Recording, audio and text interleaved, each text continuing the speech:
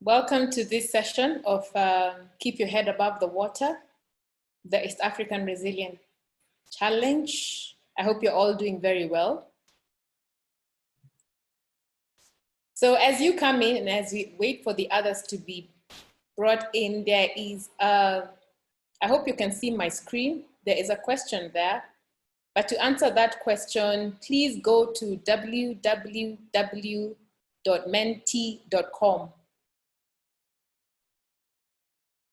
www.menti.com.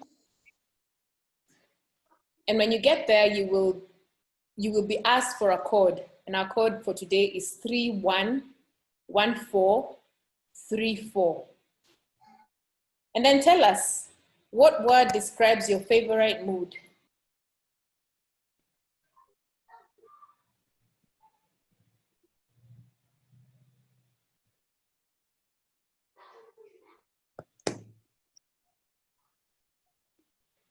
What word describes your favorite mood? I hope you can all see the screen. Welcome, everyone.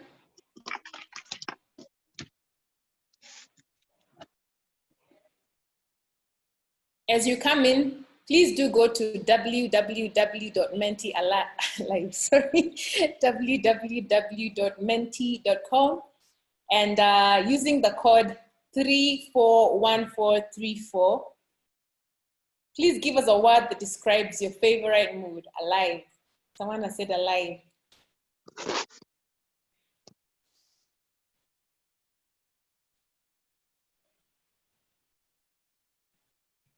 Calm, resting.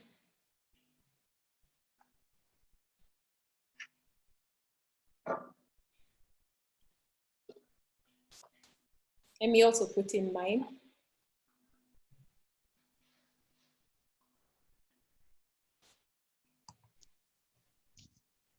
Jovial, elated.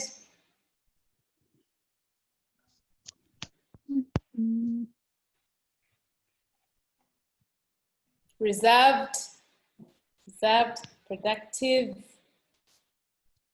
resting,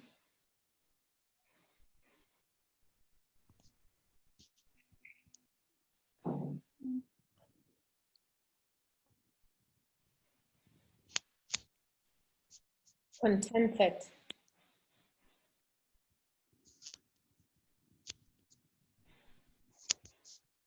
Gorgeous, bullish. Productive is getting the highest, at least more people are marvelous are saying productive. Bullish. I think I know someone who would say that. Fantastic. I hadn't seen fantastic. Happy. So I think the best, the words here that are getting the most hits are productive and happy.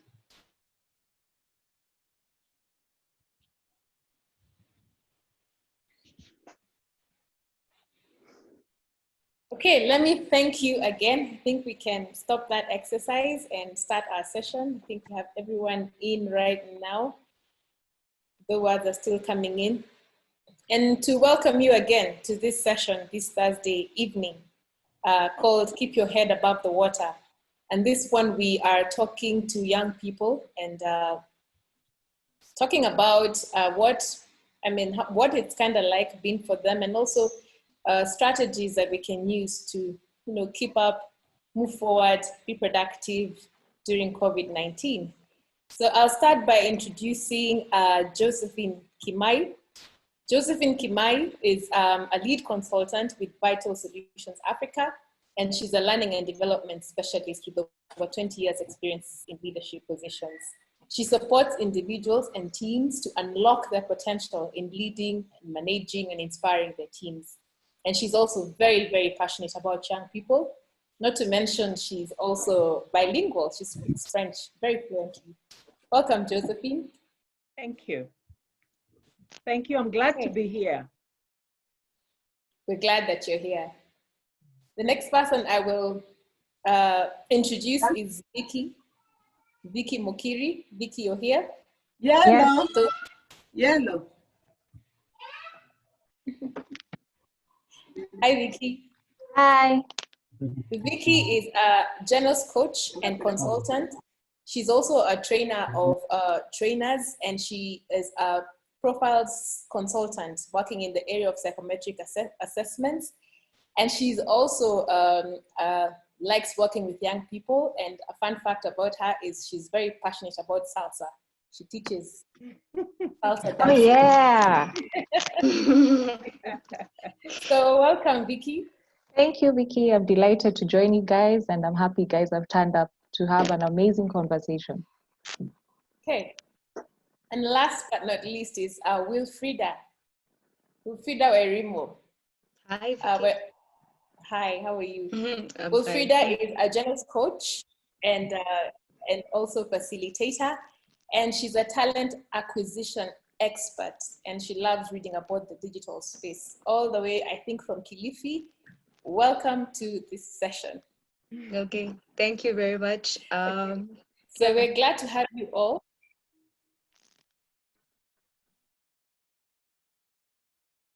Okay.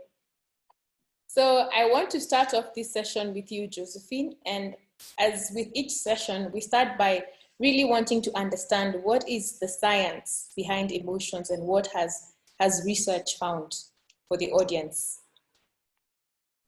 Okay, thank you, Vicky.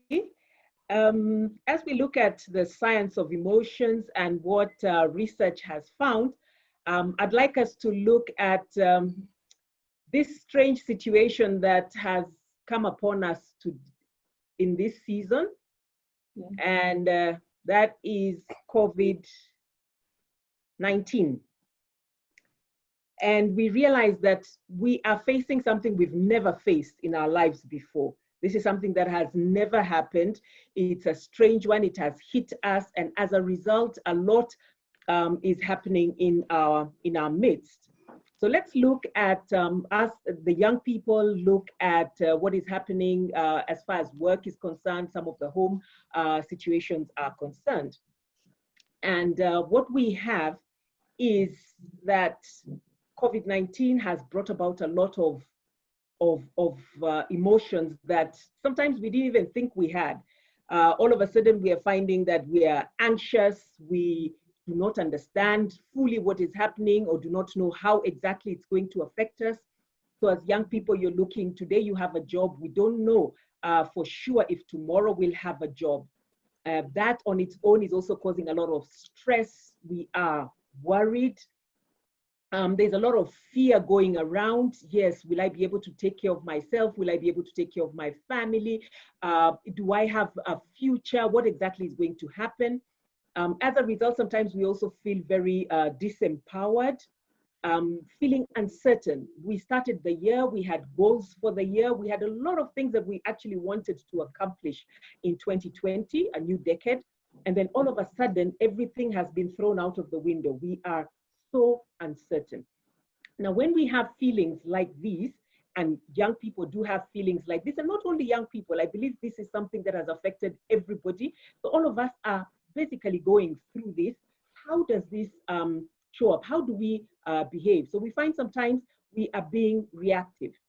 We're anxious. We don't know what is going to happen in the workspace. And you go back home and you can actually start reacting. You can actually start just getting annoyed, reacting with people. Sometimes we find that the cases of violence have gone high. You find that there are a lot of people just becoming aggressive. So there's a lot of violence going on in some homes, even homes of young people. You find that you had a spouse, but all of a sudden you're seeing something in your spouse that you didn't know. It is stressing you, and people are just getting aggressive. People are looking and people are worried. So we end up then focusing on the problems. Sometimes we are fearful. We don't know what is going to happen. We start blaming. We may blame employers. We may blame our spouses. We may blame our parents. We're seeing things like procrastination. Somebody may have started and said, well, I will join university by this time. And all of a sudden, because the future is not certain, we find we will not join university. There are a lot of things that are are happening. So these are some of the emotions that we're actually seeing playing out in our lives and in the workspace, especially with the young people, but not only the young people. This is actually just across board. These are some of the things that we are actually. So now I'd like us to go on and just try to understand where are these emotions coming from and how are emotions affecting us. So we'll move on and just look at the science of emotions, basically, and also a little bit the science of emotional intelligence. So basically, our emotions actually hit us first in our brains. And it doesn't matter who we are. As human beings, all of us react to external stimuli. All of us will react to whatever it is that happens to us. It actually comes and hits us first in our brains. Now, the part of the brain that is actually responsible for our emotions is a little almond-shaped organ that is somewhere behind, somewhere in the middle of our ears and our eyes. So I'll just try and demonstrate that. So if I'm to take two pens, and if we were able to put this, and please don't try this at home. If we were able to put this in through our ears and push them in, and take another set of pens and push them in through our eyes, where the pens will meet, there is an almond-shaped organ, which is called the amygdala, and it's basically responsible for our emotions. So when we get a stimuli, the first thing that happens is that it's our emotional brain that reacts. And our emotional brain perceives every stimuli in just two ways. So it will either perceive it as a threat. Is it something dangerous to me? Is it something that is not right for me? Is it something that is going to affect my security? Or is it something that is making me lose control? So that the brain looks at it as a threat. And the other stimuli is a positive one, and the brain will look at it as a reward. So anything that goes into anything that happens right now, even as you're listening to me talking, there's a reaction that you're getting. And what you're getting will either seem like a threat, or it may seem like a reward. Now, what happens is when we do get the threat or the reward, the brain will then send a message, the emotional brain will send a message to what is called our thinking brain. And basically it does that through neurotransmitters. If it is a positive thing, if it is a reward that has happened, then we have what is called oxytocin, which is a trust hormone. This is the hormone that makes us feel special. It's the hormone that a child feels when the mother carries them. It's the emotion that you feel when somebody who loves you is talking to you. It's an emotion when you feel, it's a hormone that is released when you feel when you receive good news, something good that has happened, a reward. Mm-hmm. And on the other hand, we have cortisol, that is basically a stress hormone. Now, this is released when we view something as a threat. So our brain will release cortisol when we view something as a threat, something that is actually threatening us. Now, this is then perceived in what we call our thinking brain, which is in the front part of our heads. Now, basically then what happens is, if it is positive, then it has an effect on our frontal brain, and that will actually cause us to be open, to be more open, to be more accepting, to be more engaged.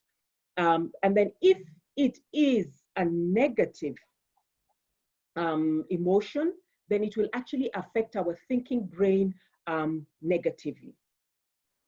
Now, the science of emotion, research has actually shown that excessive cortisol will diminish the response to oxytocin.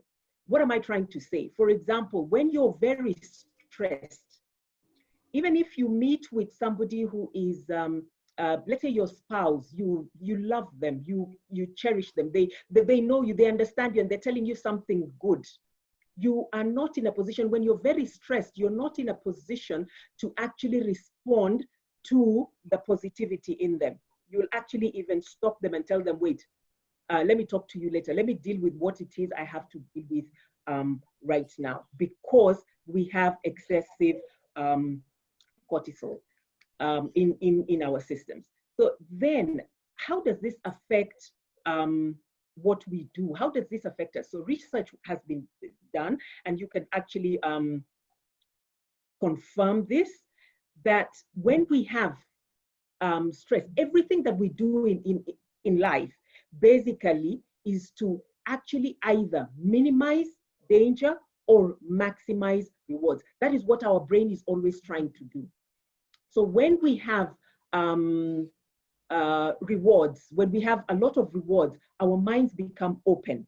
We are able to engage with other people very positively. We're able to share. We are able to be very creative. We are able to be very open in our engagements, and we actually can look at other ways of doing things. However, when we feel danger, our brains try to minimize that danger, which ends up having us close ourselves. So if you're interacting with somebody who makes you feel threatened, you may find that you become very biased in your thinking. You do not want to listen to other views. You stick to your views, because basically what you're feeling is the threat. So what you're trying to do in your brain is minimize the danger. So basically what our brains try to do is minimize threats and maximize on rewards. And how then does this affect us? So research has been done, further research was done, and what it actually proved is that our emotions, the way we feel, affects the decisions that we make. It affects how we think, and then that affects the decisions that we make. So if we are feeling positive, we then will think about things in a positive way, and we'll end up making positive decisions. And that's when we can understand, when we are under a lot of stress, we do not make good decisions or positive decisions. So you can imagine a situation where the work situation right now is so dicey. You are under a lot of stress. Some of the decisions some of us may end up making may not necessarily be positive decisions. If we're looking at things differently, then we will find that we're able to make positive decisions. Then research has also proved that the way we feel will also affect our behavior. The way we feel ends up affecting how we behave. And how does behavior look like? This behavior will be shown by our facial expressions, our body language, and then you will be able to look and decide, ooh, Josephine has a positive attitude, or decide Josephine has a negative attitude. So we realize that emotions then also affect our behavior. And research has also been able to prove that emotions will then, because they affect our decisions and our behaviors, they will also affect our performance. When we are positive, we are able to do great work. Something that looks impossible, we will be able to challenge ourselves and say, you know what, I can make it. If I'm looking, if a young person out there is looking at COVID-19 as something that is giving them an opportunity to change some things, they will change certain things in their lives. This reminds me of a friend of mine who was just sharing a story with me yesterday. And he was saying that apart from the financial situation of COVID-19, he looked at it and he realized, wow, this is going to give them time as a family. This is going to give them more time as a family. So he looked at it as a positive thing. He was able to make positive decisions. And he's actually told me that he's actually in a good place today. He's been able to work out. He's able to do workouts at home with his family. He's able to engage better with his family. And at the end of it all, he finds that he is in a better space. So where performance is concerned, as far as his family life is concerned, that he's actually doing well. And that is basically because of his positive emotions. Now we have another model that will just take this further for us to just understand this a little bit more. And this is what a brain model called SCARF. This was actually brought about by a gentleman called David Rock. David Rock is an author of a book, a wonderful book that I'm about to finish reading, which is that your brain, called Your Brain at Work. Now he came up with this model that has an acronym SCARF. And basically it's a model that is to help us minimize dangers and maximize on rewards. And he was looking at how does this play out in our lives. And the model basically looks at status. What is a person's status? It looks at certainty, autonomy, relatedness, and finally, fairness. So just to explain this a little bit more so that we can understand it and see how some of these triggers could affect us, we look at status. And what he was able to share was that status, we look at where we are, and whether we like it or not, whether we are aware or not, we're always comparing ourselves to others. So we look at our status relative to the status of other people. When there is an increase in our status, if you've had a promotion, you have just finished a course, you're happy about it, your status has gone up. That gives us a positive trigger. However, when our status has been diminished, then that will end up with a negative trigger. For example, if you, and this is happening to us a lot now, you had a job and then all of a sudden, your organization has just said, I'm sorry, due to COVID-19, we are having to lay off 20% of our staff, so you're one of the people that goes. That immediately lowers your status. And that will cause a negative trigger in you. Just to go on, the other one was certainty. All of us want to be certain. We started the year 2020, in as much as we know that we do not hold tomorrow, but we do want some certainty in our lives. And that is why we make goals, we have objectives, there are different things that we say we want to do. We started 2020 knowing, I am going to finish this particular course. I would like to get fit this year. Whatever it is that you may have made, we want to be able to predict the future. But sometimes we find we're not able to, and COVID-19 has just brought that up. All of a sudden, right now, the certainty that we had at the beginning of the year in January is suddenly not there. Even when we started watching the news about COVID, we thought it was something in China. When it finally hit us, then we realized, wow, yeah, this thing has come. Now I'm not working. So I can't predict what is going to happen. And that triggers a negative response in us. Then when we look at autonomy, all of us want to be able to control what is happening to us. Yeah, we look at now, COVID has happened, 19 has happened. All of a sudden, we are told we need to work from home. And, but we want to have some control over what is going to happen. I may want to feel, well, yes, we're being told to work from home, but sometimes I'm not able to work from home. I would like to be able to go to the office when I want to go to the office.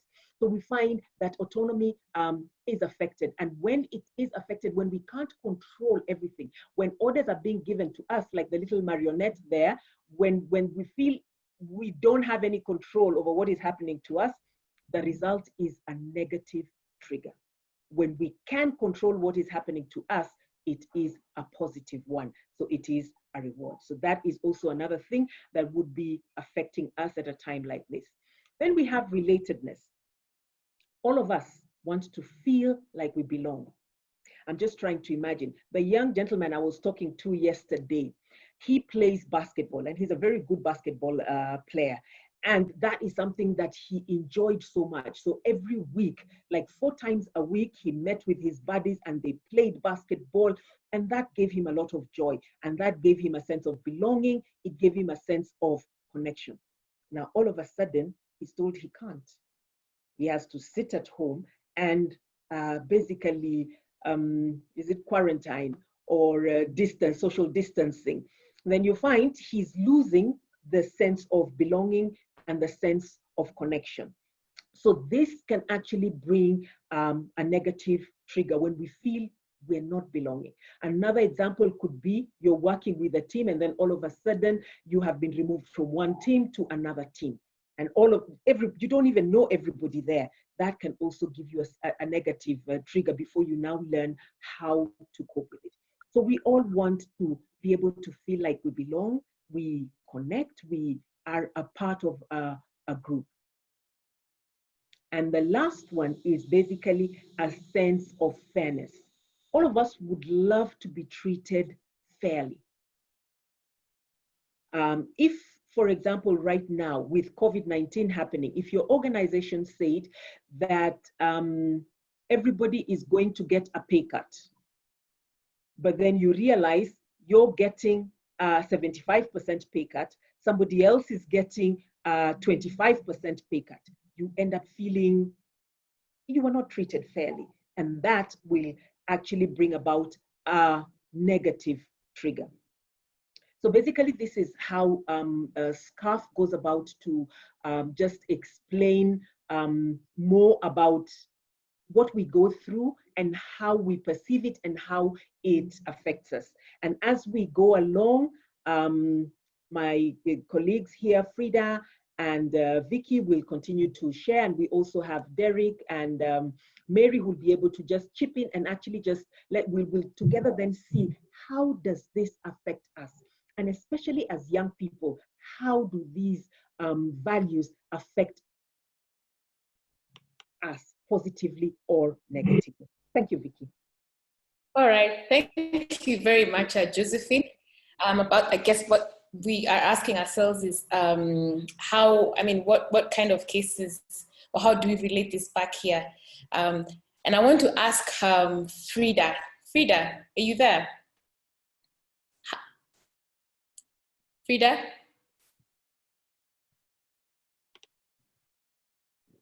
Okay. Vicky? Hi, Vicky. Okay, Frida. Yes, yes, I'm here. How have you seen this play out? And with reference to the SCARF model, how have you seen in your life, in your friend's life, how have you seen scenarios play out in your young professional life? Okay, so I think it's mainly hit me in specific areas. I'd say especially when Josephine discussed the status part. So since most of us young people, you're just starting off your career and most of your worry is if your company decides to let people go, your main worry is I might be the first one to go because I just started my job. So I'm finding that most of my friends or some of my colleagues feel like COVID has hit and they're on their probation period. So they can't foresee a future where the company can keep them longer. And it's just scary because you finished school, you had all these ambitions, you finally now have a job, you have the job that you've wanted, but now you can't know if you're going to keep the job. So that really hit really close to me. Okay. Vicky, You have anything to share? Yes, I do, Vicky. Okay. Please go ahead. So I like how Josephine has covered the SCARF model, and I couldn't agree more when it comes to status. I once came across this definition of status, that status is buying things you don't need with money you don't have to please people you don't like. So I can imagine we're in this pandemic, first buying whatever you don't need right now is not even an option.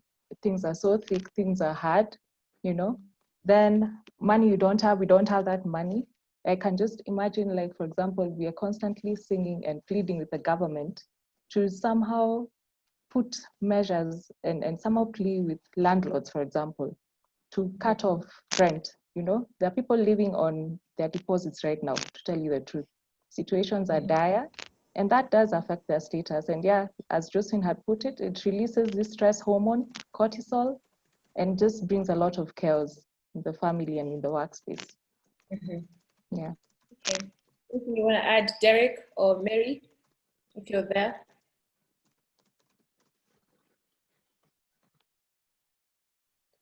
Okay.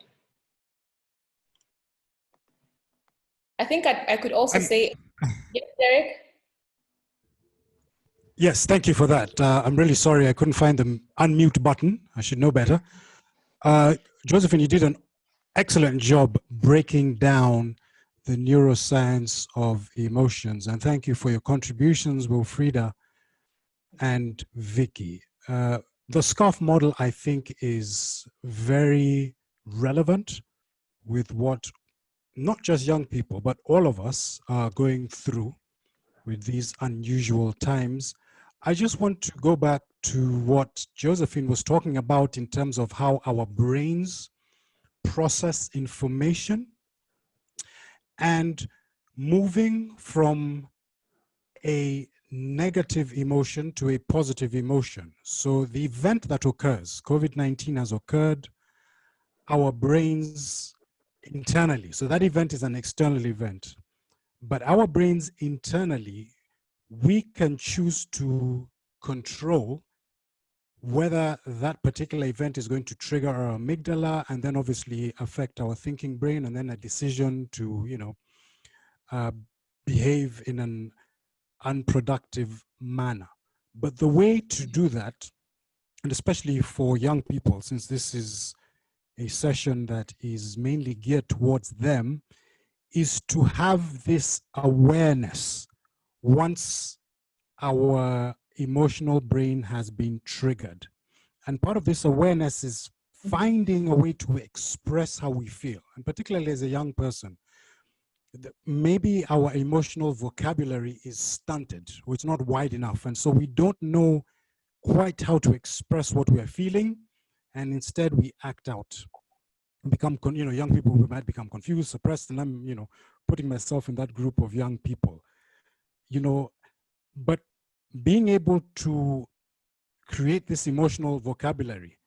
So whether it is writing down exactly how you feel, that self-awareness allows us then to be able to, rather than have that triggered, that emotional tag, go to the thinking brain and then we begin to act out. Instead, we're aware that we are feeling, so the exercise you did, we're feeling anxious. Then we can create a strategy where we can reframe the event, or we can create some space and able to then perhaps behave in a more productive manner and engage that thinking part of our brain, which then is, you know, allows us to look for options rather than behaving in unhealthy ways.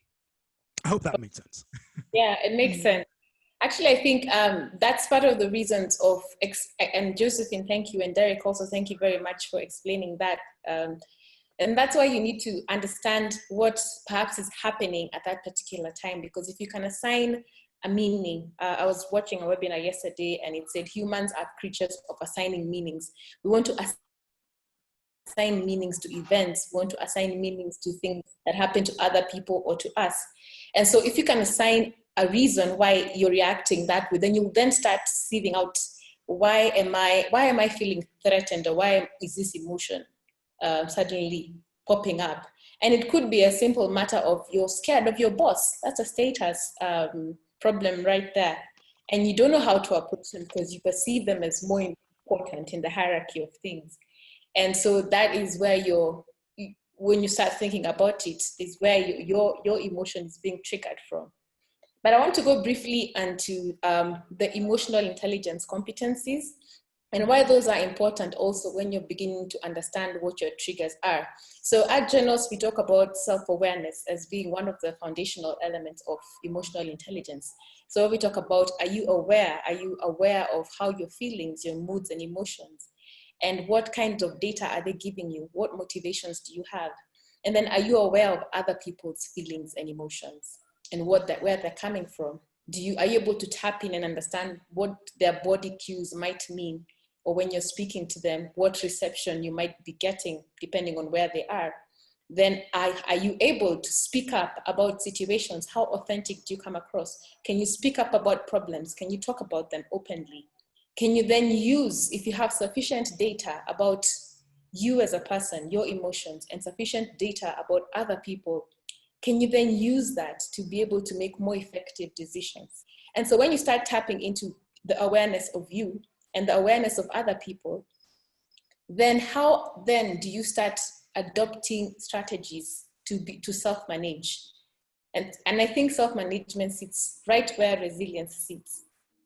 Because self-management is being able to manage the internal climate, regardless of whatever external climate is happening, regardless of whatever stress factors you're facing, being able to manage that internal climate. And so I want to go back to Josephine to talk more a little bit more about resilience itself as a topic. Thank you, Vicky. So we'll look at resilience,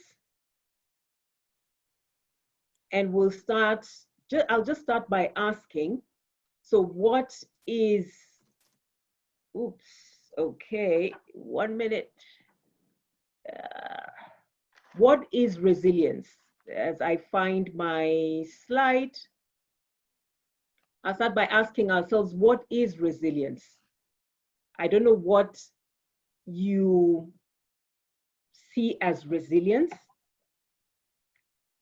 but resilience has been defined as an individual's ability to adapt to stress and adversity.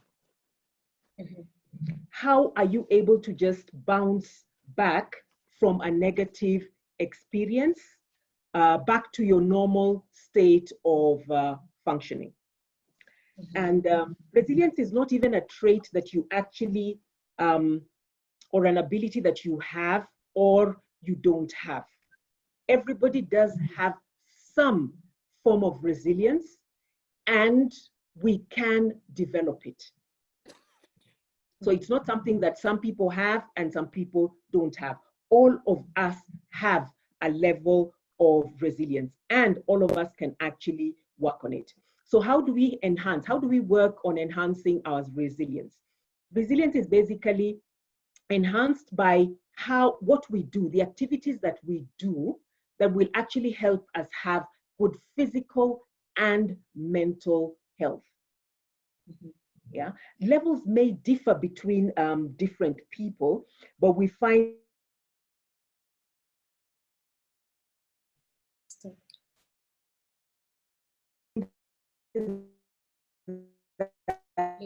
Josephine, I think we've lost Josephine for a little bit.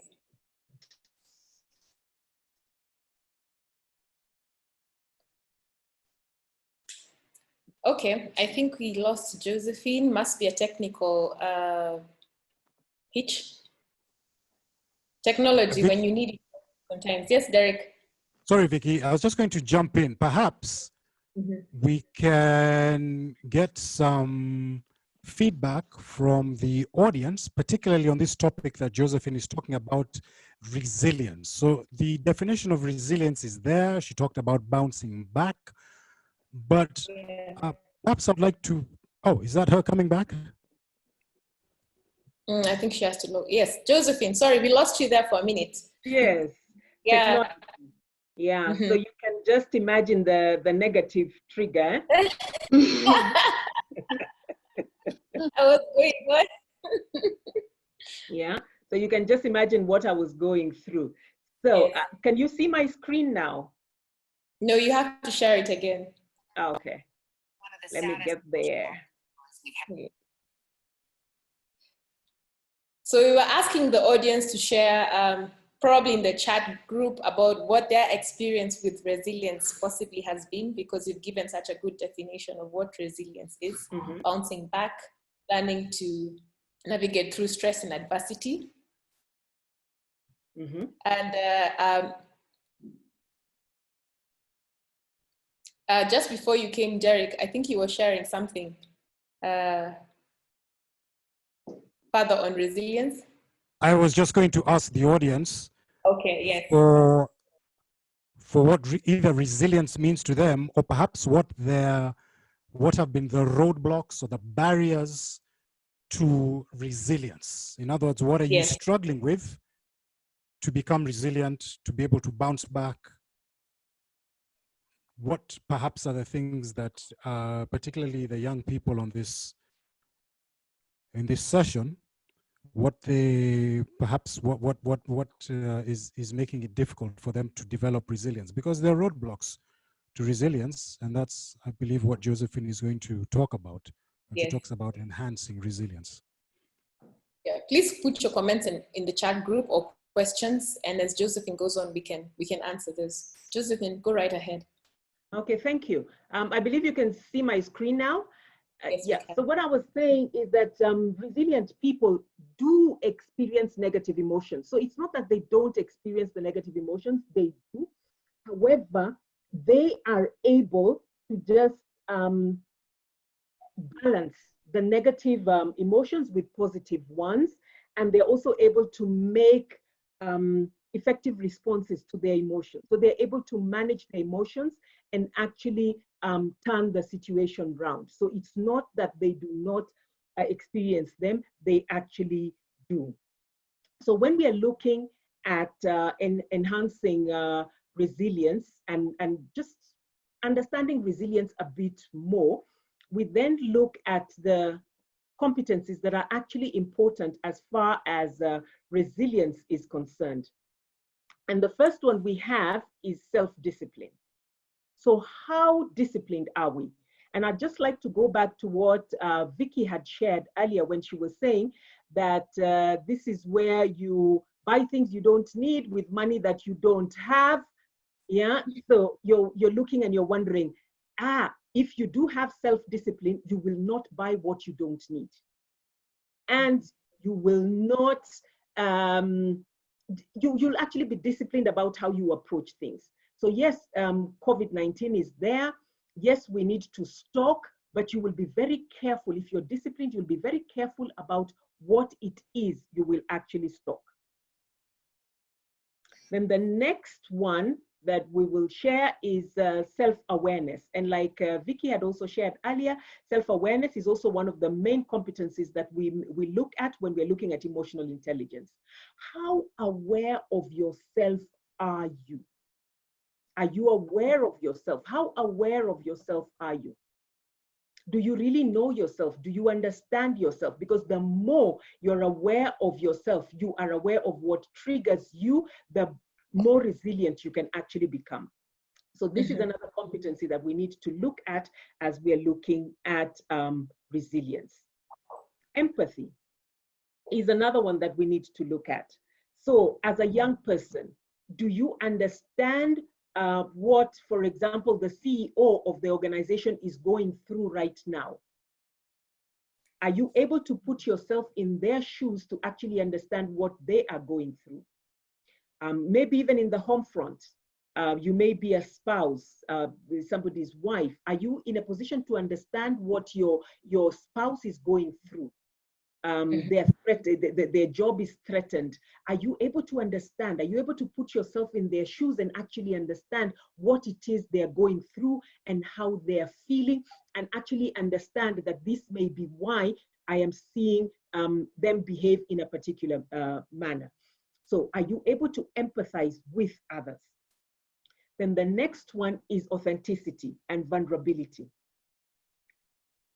Fear. Right now, whether we admit it or not, I believe there is fear that is going on, because you're looking and you're wondering, I have children and my children are in school.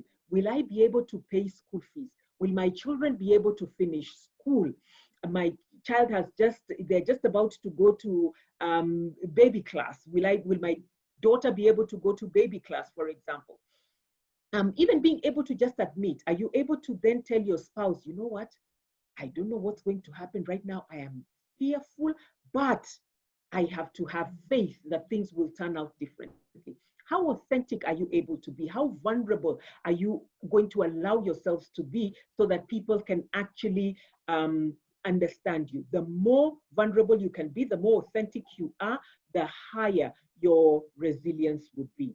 And then the last competence that we look at, as far as resilience is concerned, is emotional management. How well can you manage your emotions? People now have to work from home. Working from home is not easy. Are you going to manage your stress, or are you going to snap at everybody in the house? Some people are alone, for example. There are people who are actually having to do, they're single, they live on their own. Sometimes they feel sad, sometimes they're lonely, they want to cry. How well are they going to manage their emotions? These 5 competencies will determine how resilient we can be. And as I hand over back to Vicky, and Frida, Derek and Mary, will be able to look and actually see how these competencies, the strength of them, or where the competencies are quite low, show up in us as we are going about our day-to-day lives as young people, and also some of the things that we can actually do to enhance ourselves in this area. And okay. I will hand over back to Vicky. Thank you, Vicky. Thank you very much, Josephine. I think for me, one of the things when I'm really experiencing stress is that I eat a lot. So I often have to be very aware that I just turn to food. I may not even know it, but I just start everything. Derek one time was mentioning, you pass through the fridge, you pick something, you keep eating, and you don't even eat that food. And I guess it's those kind of things that we're talking about. I might not even know I'm stressed, but the minute I notice I'm eating a bit too much, I'm aware that there's something going on. But I'll ask Vicky. Vicky, you're a young mother, you're a professional, you're a general coach, you're handling one. I'm sure even right now your baby is knocking at your door telling you, this webinar, please, can it be over? How has it been for you, and how do you find the emotional or the resilient competencies really being of use to you at this time? First, let me just describe the chaos in my house. I have 2 children. One is an 8-year-old and I have a 1-year-old. So you can imagine, as a young mother, you're trying to balance homeschooling and parenting. So trust me, when one of the strategies of the tips we're being given in terms of trying to manage resilience is, try to be, keep calm, be patient, and their parents thinking and pulling their hair and thinking, if I don't kill my child during this COVID, I don't know what else I can do, seriously. Because you're trying to teach, you're trying to manage your emotions. So it's been crazy. And I can give you an example, like what's happening. The most recent event is this debate on school fees. I'm sure you've all seen it for the young parents, this discussion of, now a structure has been sent out for the second term that you should pay this amount of money. And you tend to question, is this really fair? Because there are people who are not earning a salary anymore. They're out of jobs. Businesses are on standstill. So how do you manage this? So those are the type of scenarios that young parents are facing. Another is the online learning. You can imagine that there are advantages, there are families that have advantages. They have access to online resources, e-learning platforms, and they'll do the online Zoom classes. Then you have the other side where kids have no access to internet, no access to laptops, they don't have those resources. And yes, there are measures that they've tried putting elements of having radio and TV and broadcasting, some type of learning for them to also catch up. But still, it's very many kids are missing out. So those are the type of scenarios that are happening, yeah? So you can imagine trying to balance the parenting and homeschooling, and the anxiety that parents have currently is, first, probably you feel that your kids will lose out, they'll miss out. If, for example, you're not able to pay fees, You're also fearing that you're not competent enough to teach. You're probably messing our kids more than you think. Or on the other end, you're considering, by the way, I can homeschool. I don't know why they even go to school in the first place. I can do this. So it depends on where you are currently. And yeah, Vicky, that's what's happening currently in this space and for young parents and very many other scenarios. Okay, Frida, you care to share? Sorry? No, I was just saying, listening to the conversation with, Oh, okay. Yes, thank you. Yes, so thank you so much, Josephine, for taking us through those. And as you were saying it, one of the triggers just came up immediately because I realized that I used to feel like Monday I wake up, Tuesday I wake up, Wednesday I wake up, Thursday I wake up, Friday I wake up, a full work week. But now it's moved from a space that it's just yesterday, today, and tomorrow. Like tomorrow is a public holiday. If it was work being normal, I would have been very excited. I would have been happy to have a break. But now there's all this anxiety. You're like, yeah, it's just another day. It's just another holiday. So there's a lot of, how can I say, because the biggest myth out there is that young people don't feel things and don't know how to communicate. But I think the main challenge is that most people have these feelings but don't know what exactly, where do I start? How do I start expressing myself? So since I'm feeling like I've lost track of time, I just feel like I'm waking up, attend Zoom meetings, do my work. My days are just, you just lack the enthusiasm to wake up. And I feel like that would be a great disadvantage to anyone who's trying to keep positive. So I feel like this session, the goal is to not turn on a switch in your mind that you will now come up with all the strategies that you need to get your life back in focus, but to help us young people say that, yes, it's okay what I'm feeling right now. It's fine that I can't know a month from now how things will be. But if I take a day at a time, the steps necessary, I'll be able to be at a better place. Yeah. Back to you, Vicky.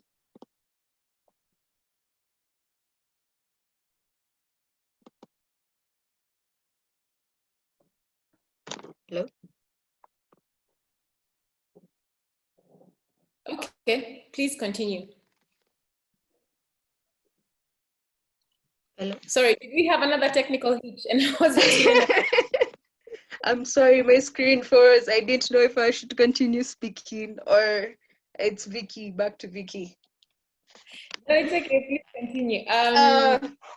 Yeah, so I don't even, okay, I think I've lost my train of thought. You see, nerves. Anyway, my triggers. Where was I?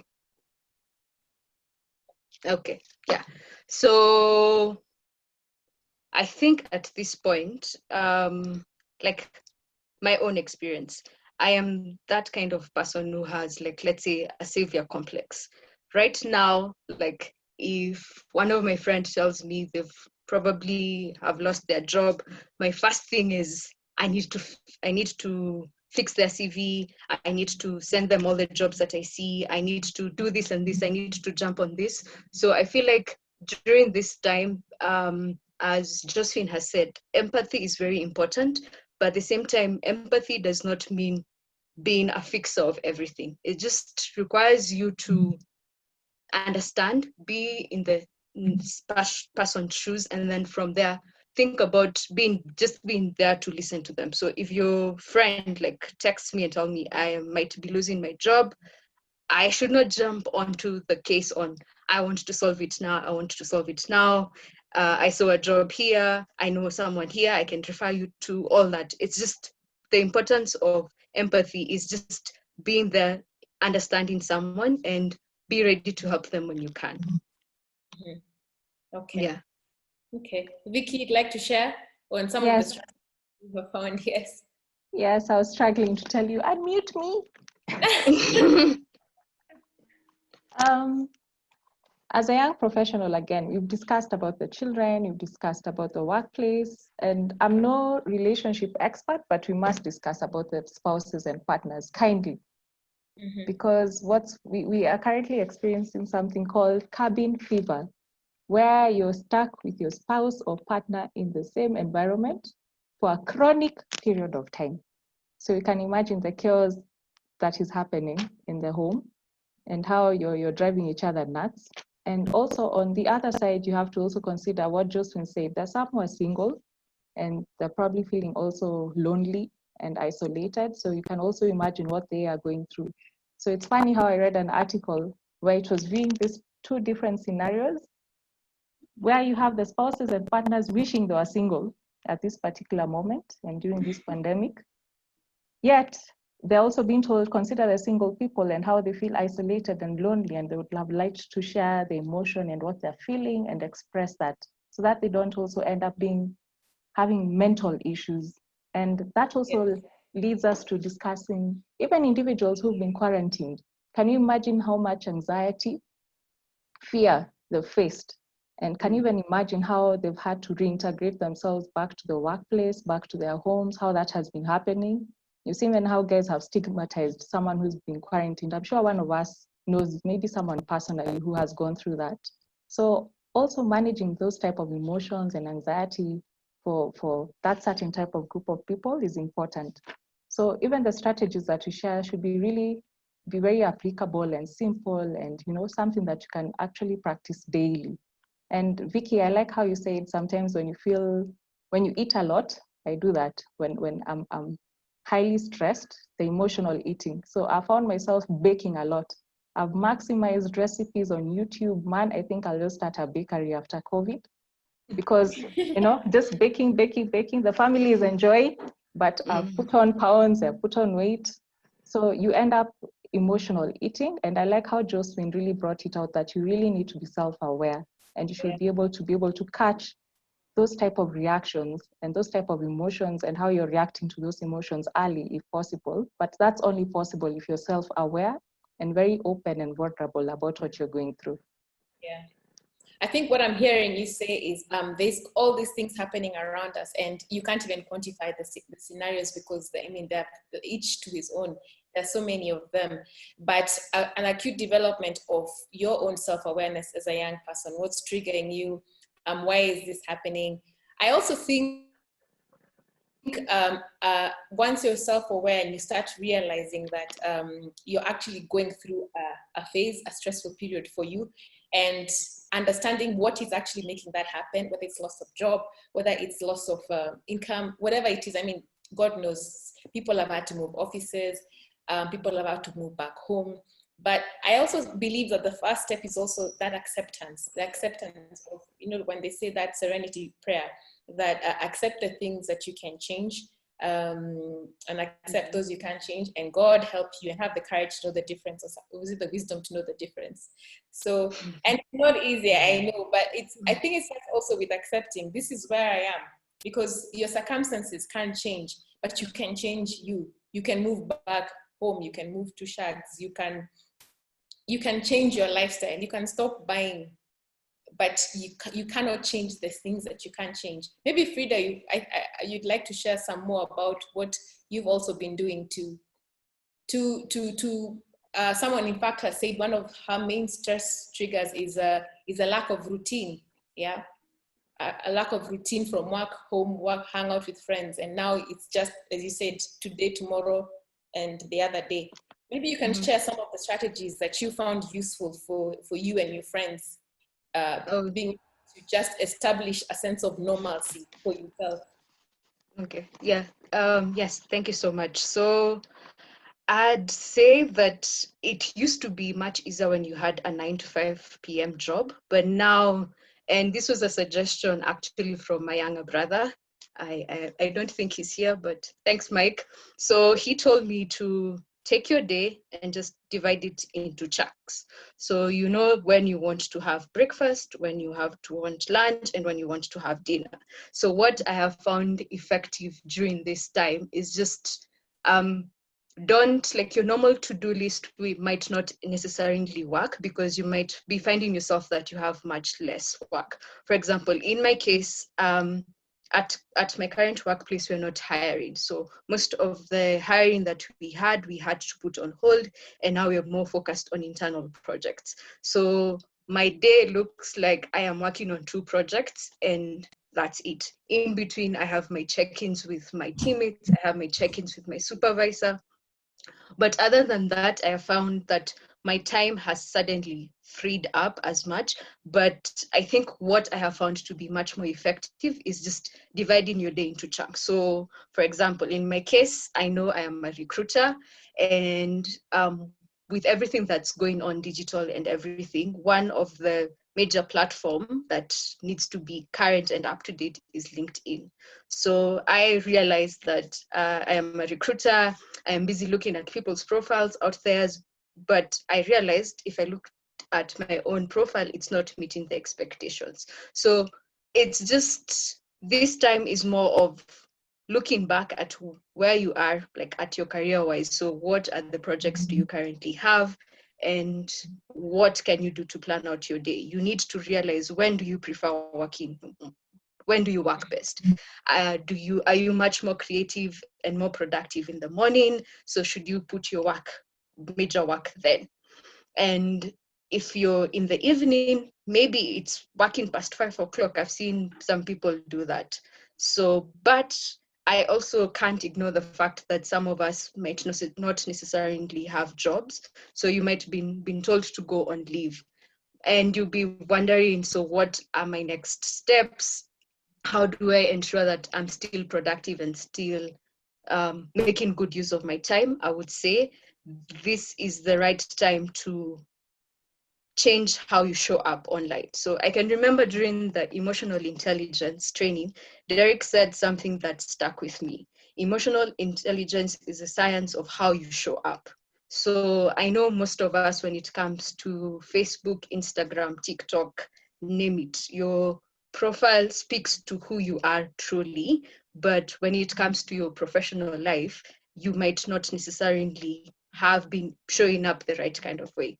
So I know this is not the session like to give people tips and things like that, but all I can say is take this time and mold your professional online presence to what exactly you want people to see who you are. Okay. Yeah. Okay. Okay. Vicky or Josephine, or maybe I can ask Derek, who's been quiet. I'm right here. Can you hear me? We can. So yeah, I think everybody's input is really valuable. I just want to double down on what I said earlier in terms of young people learning to increase their emotional vocabulary. But even if you look on the other side, you know, I think Wilfrida, you're touching on this. Young people especially, are more used to looking at screens than they are at perhaps reading the emotions in other people's faces. So what I'd like to encourage us all is to begin to perhaps listen with this intention of understanding. And by that is paying attention to subtle clues in other people. Their facial expression might be expressing something to us that we miss, that will help us to understand what emotions they might be going through, noticing even the person's posture, listening to the tone of voice. Once you're truly able to hear what the person is trying to express, particularly through these non-verbal clues, then it is easier for you also in terms of your own emotional expression. So that's what I wanted to contribute. Okay, Mary, anything you'd like to contribute before we move on? I'm listening with such intent and full of admiration for the way Josephine is really fafanuaring this topic. And I'm actually learning too, despite the fact that I'm a certified Genos coach practitioner. I think my 2 cents, because I'm not as well versed as in the youth side as I should be, there are 2 takings that I heard very well is being very clear. Her first part of the presentation is being very clear in your words.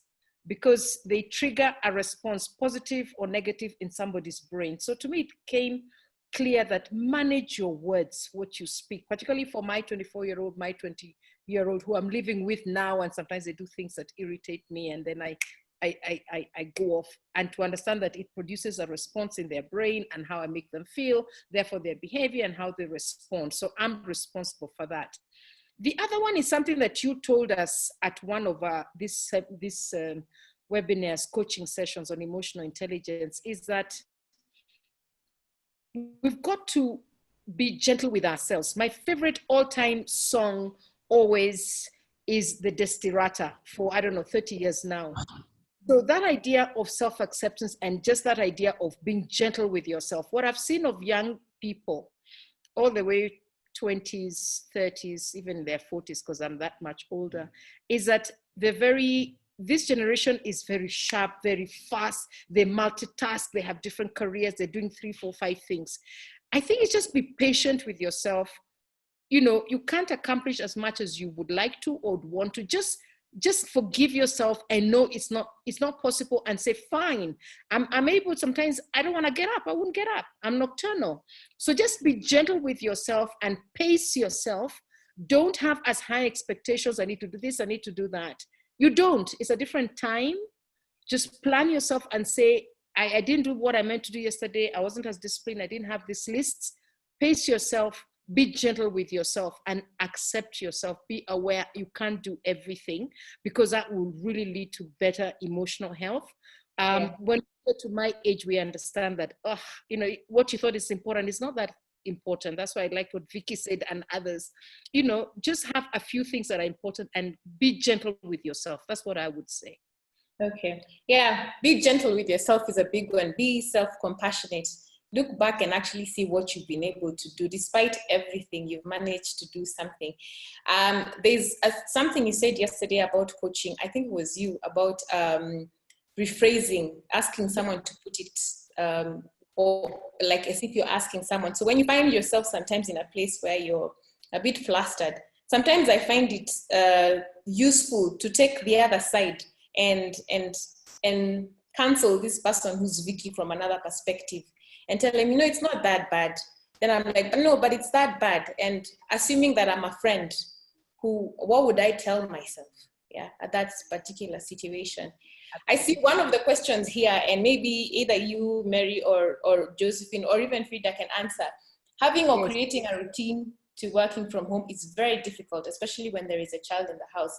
But I must say I'm doing great so far. I have not managed to accomplish one for doing body exercise or going for a walk, but I really do want to find a way to do that. I think it's more of a comment about how difficult it was to find a routine to working. Yeah. In one of our sessions, in one of our sessions, and I think that's the one I held, it came up also in Derek's and your session and others, is that, look at situations you can control, not what you think is the right time. So for example, you're saying, especially when there's a child in the house. So take a situation that, that you don't control. When do they get up? So if it's the time they get up, or it's the time they're running around, or it's their bath time, don't build something around that. Build your schedule and your boundaries when it's convenient also for them, because then that gives you time away from that household activity. Vicky was talking about schooling and so on. So when it's their time for their favorite cartoon show or for their schooling, don't try and compete with that time. So recognize the things you can control and put your time. I think behind me you can see my desk. That's where I've put my desk in the sitting room. And they know the hours that I'm on. They're more later hours, they're evening, don't walk across, don't do this. So find the time that does not conflict with them, because then you'll always be having this clash of times. It's not easy. We're not saying it's easy. We're all learning. We're all grappling with it. What works for you as a rhythm? Is it evening time? Is it night time? Is very early in the morning? And then work around stealing some time away and ring fencing that time and place for you, and everybody understands that's your boundary.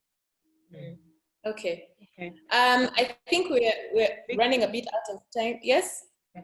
No, I just wanted to say, I'm just thinking about young people who have lost their jobs right now. They're not Yes. working. The job is just not there anymore. And I'm Yes. thinking one of the things that they really need to do is, I think it's you, Vicky, who said, or is it Mary, that you need to be kind. They need to be able to be kind to themselves. They need to also be able to look and see what can I control and what is beyond my control. They're not working, they're not earning, but life has to go on. And that is going to happen for so many people right now. Things have to change. People will have to go back and look and see what can they influence and what can they not influence. And be aware, going back home is a difficult decision, but there might be times where people will have to actually consider it and realize, what? I'm aware, this is what, I love my freedom. However, right now, this is what I need to do.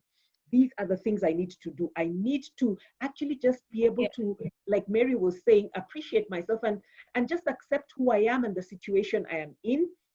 No, I need to now move. I need to make things move for me. I'm a young person. I am actually skilled. And like Frida had said, what skills do I have? This is a time for somebody to actually look and see what can I offer somebody?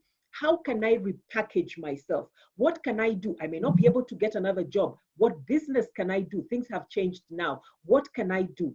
So looking at all that, and in the process of that, managing oneself well. One may find that somebody who actually lost a job may end up coming out and being a CEO tomorrow because of how they have come through in as far as the resilience is concerned. So I believe there are things that we can do, but again, we go back to our competencies and say, we need to start by being self-aware, go back and just look at our discipline. Are we disciplined in what it is we are doing? Now we're looking at young people who are maybe just drinking because they don't want to face what the reality is, and probably the money that is being drunk could do something better. So I would like for us to just think about what it is that we can do, and I believe we will come out of it better. Thank you. Okay. Can I just add? Can I just add on what Frida? It's a very quick one. What Wilfrida said, and I absolutely shout out agreed with her. The issue of LinkedIn, the issue of just being online in different platforms. I mean, I totally agree with her on LinkedIn. There could be others. Just making sure that who you are, you're marketing beyond the physical, and make sure you're there in your best form. I think that was the best piece of advice she gave. I mean, there'll be different things that you can do, and you'll be amazed at the possibilities that open up. Yeah, I think so too. Yeah, Vicky, I think it's a reflection. Yes, Frida? Vicky. That's Vicky. Sorry. Sorry. So I wanted to add on something for young professionals, young parents, whether in business, entrepreneur. We always talk about journaling, right? And journaling sometimes can be hard for some people to put down their emotions and write how they're feeling. Probably you can start up a professional journal where this is the time, especially if you've been laid off, you think of yourself, just think and ask yourself, as a professional, what value do I bring in whatever organizations I've worked for in the past, and what value can I add on in the future? And those questions probably, or that question might be very hard. So where can you start off? For example, how have you been communicating in the workplace? Have you been viewed as a specialist or a generalist by your employer? Because I was reading an article saying that employers love specialists. For example, if you're going in for a heart surgery, you don't want a brain surgeon on your heart. You want someone who's specialized in heart surgery. And it's the same with employment. Any employer wants someone who's going to alleviate their pain, remove their pain. And those are the skill sets that you can develop. And there's access, there are online resources. An example is Udemy, Coursera. They have online courses that are there for free. So in your professional journal, if you see, truly, I have never known how to do project management, take up that course and study on it and build up on that skill. And look for transferable skills, not skills of hardworking, vague skills, or enthusiastic, or happy. You know, it's either I have customer service, I can deliver customer experience, I can do administrative support, just tangible, transferable skills that you can develop on. Yeah. Okay. Rita, you have something to say from, I think. Oh, yes. So I think something else that I would advise people to do that now that they're online, like I know I like watching my TikTok challenges, I like my Instagram challenges, watching people's status.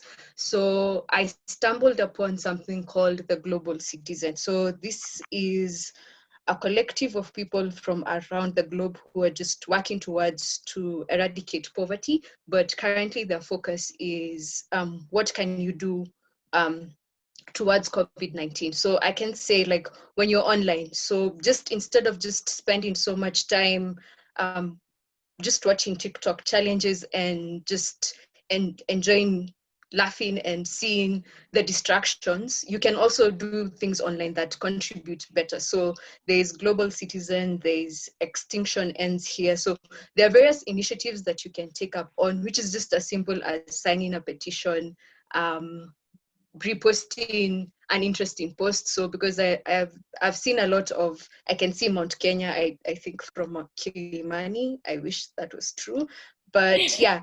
So yes, I know, Vicky, because I saw someone post a picture like near the building, near Profile's office, and someone said, I can see Mount Kenya. And I'm like, okay, I wish that was true, but yeah. So instead of just spending your time online with just fun stuff, you can contribute towards something globally. And like everyone is saying now, everyone is online, everyone is connected. So in as much as it's a good distraction, you can do some good. Every small contribution matters. So it doesn't matter where you're from. If you're from Nairobi and no one knows you, or if you're from Nakuru, Elbagon, wherever you are from, every small action towards something positive matters in the end. Okay. And being a talent acquisition expert, Frida, any advice on young people on places they can get online work now that they might find themselves having so much time on their hands? Okay. Yes. So for the people that are looking for jobs, so currently, I know a few locally. Shortlist have something called Shortlist Connect. So they're just inviting people to put up their profiles. So put up your resume, put up your experience, and they might match you up with jobs, because they're currently working with close to 20 startups that are still hiring people. So if that might not be an option, looking at remote jobs could be an option. I can, like, when you're sending the recording, I can give you the specific sites, but there's Fast Review and there's WorkWe. So these are global job boards that have remote jobs that you can work in Kenya and the company is in the US. So this is mainly from customer service jobs, design jobs, IT jobs, and the such. So I can say that don't tire from looking for jobs, the typical jobs in the Kenyan market. There are other jobs out there that have opened up and are technically remote only. So as long as you have internet and you have a laptop, you can have access. And if also, sorry, one last thing. So if also that's not an option right now, I liked what Mary said, and just to add on that, so you might be wondering, I have zero work experience, how do I put up myself there? So for example, if you're a graphic designer, on LinkedIn, just on your about section, when you just write who you are, you can also add who you are in terms of your work. So you can show, for example, portfolio of things that you've been doing. Absolutely. So yeah, so it's just a matter of identifying. I think the most important thing is, where are you starting from? So where did COVID find you? Why are you looking for a job? So you might need to start looking remotely. If you've lost your job, you need to restart the wheel.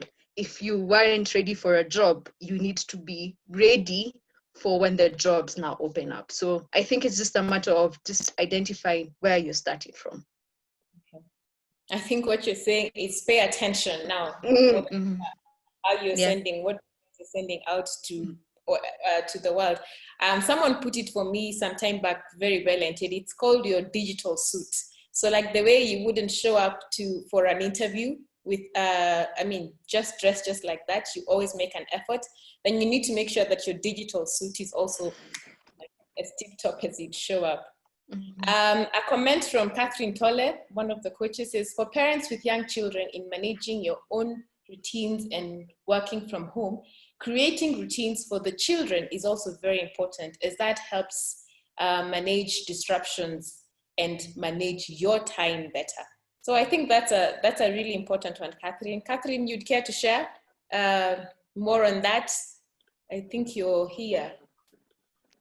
Are you still with us?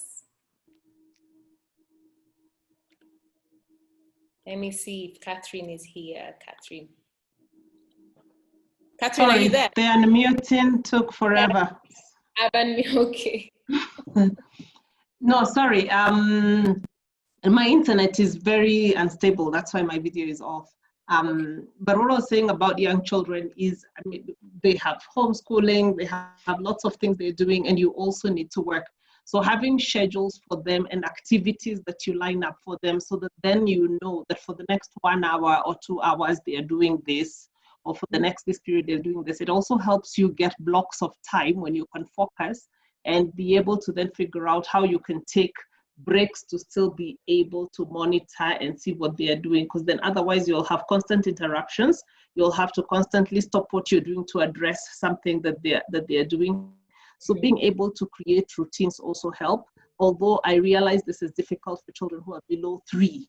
But where they're above 3 and they can actually be given something to do, activities to do, whether it's coloring, reading books, just getting stuff done, which then keeps them focused on something. But something else I also thought I should add is in terms of the young people, especially who are losing jobs and wondering what to do. One of the things that I think I've realized a lot with young people, and this is again related to status, we align ourselves a lot to what we do, and we want to talk about that and we want to be known for that.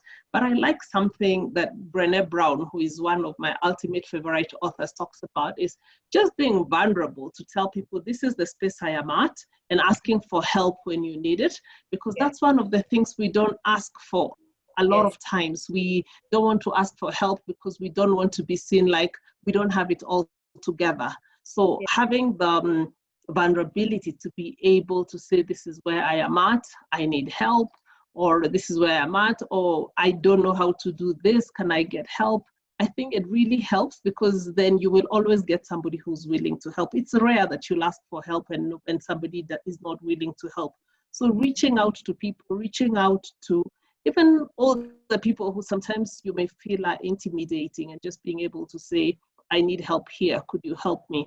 And having it's actually an emotional state of being willing to be vulnerable and getting rid of, what will they think of me? What will they say about me?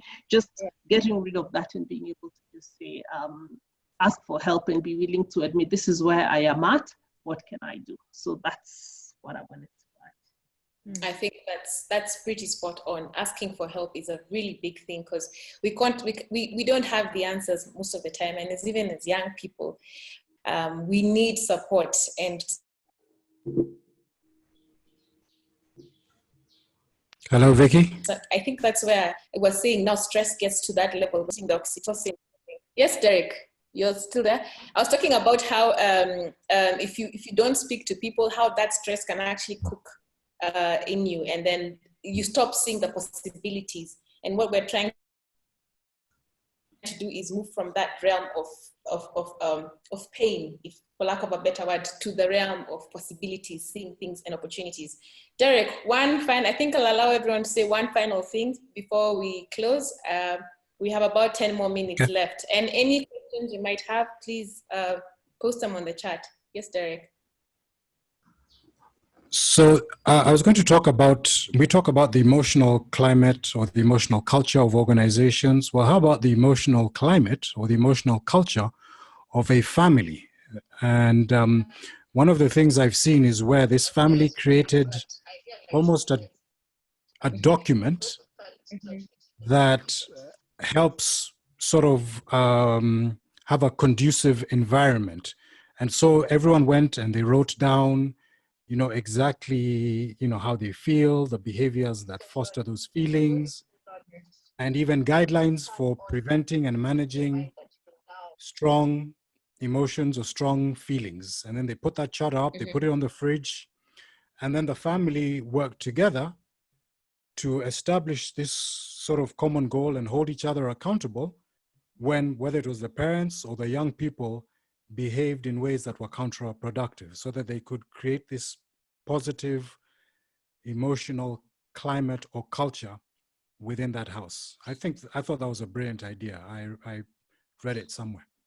Okay, yeah, and actually that's something you can do. You don't have to have much, just pen and paper and probably some masking tape.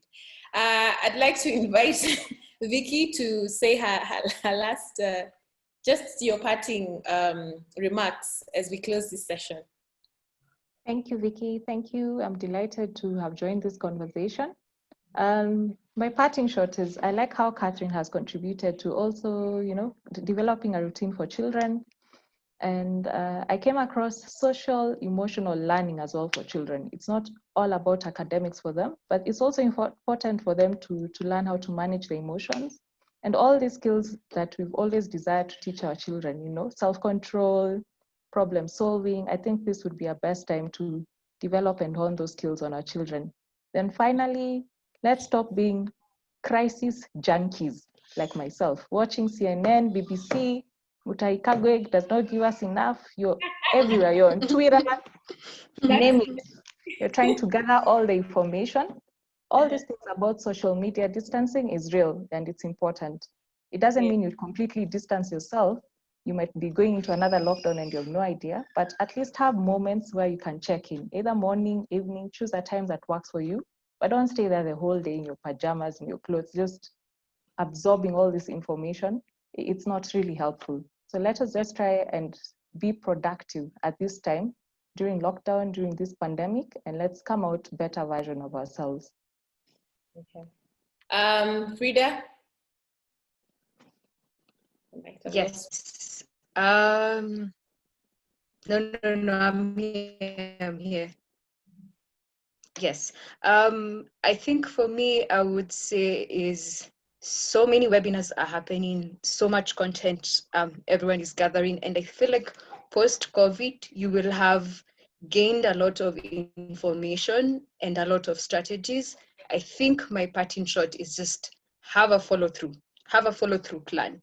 It's not enough that we know how to do or to do better, but if you don't follow through, all these sessions that you've been attending would just have been a waste of time.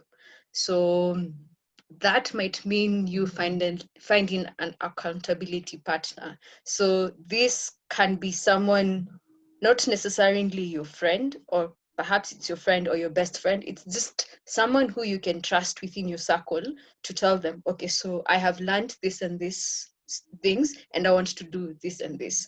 So post-COVID, we should be like, okay, I said I would do these things. How far I've come? How far have I achieved everything that I've said? So I think for me, most important is watch all these webinars, attend all these sessions, but follow through the things that you've said you will do. That one thing. If it's waking up every day and just doing 10 squats, do that. If it's updating your LinkedIn profile, it will not take a day. It might take a whole month, section by section. Do that. Just have the follow through. Yes. Okay, great. Have a follow through. Great follow through. Yeah. I will go to Derek, then Mary, then I think I want to end with you, Josephine, since you started the session. Mary, Okay. any last words? No, for me, honestly, this was a learning exercise. And I you know, what Wilfrida and Vicky are saying, it's just it's a breath of fresh air.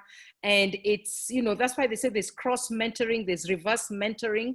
But now I understand why Josephine is a trainer of trainers. It really has been a learning experience. And I'm glad that I tuned in to just learn and listen in. So thank you. Okay. Derek? Oh, thank you. I thought my last words had been said, but I still want you to say another word. yeah, I'll go back to just dealing with the emotional or the amygdala hijack that Josephine Yes. talked about. When Yeah. you're in that situation, step back, pause, think, ask yourself, what would my best self do in this situation? And that can perhaps help us, make more productive decisions. Yes. And finally, Josephine. Thank you, Vicky. First and foremost, it's been a wonderful session. I have enjoyed just hearing Vicky and Frida share, and Mary and Derek too. My last word, my parting shot to the young people would be to say we have been given an opportunity like never before. I want to look at it like that. We have been given some time where we can actually do something with ourselves. So I'd like us to I'd like for every young person to actually think about trying to discover a bit more about themselves, basically looking at self-awareness. Just take some time, because I know we can be very busy, but we also have some time. Let's make sure that after this change, we can become better versions of us.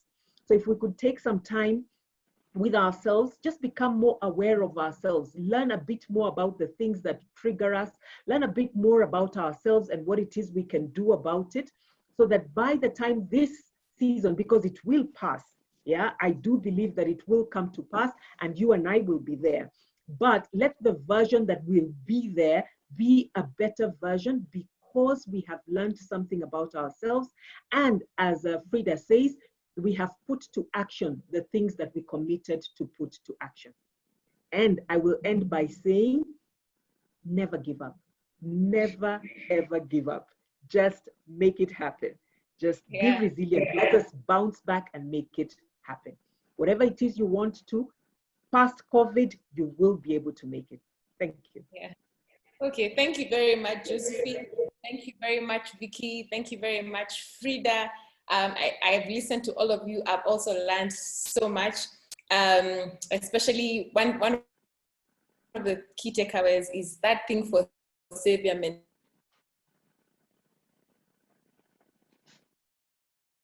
mentality.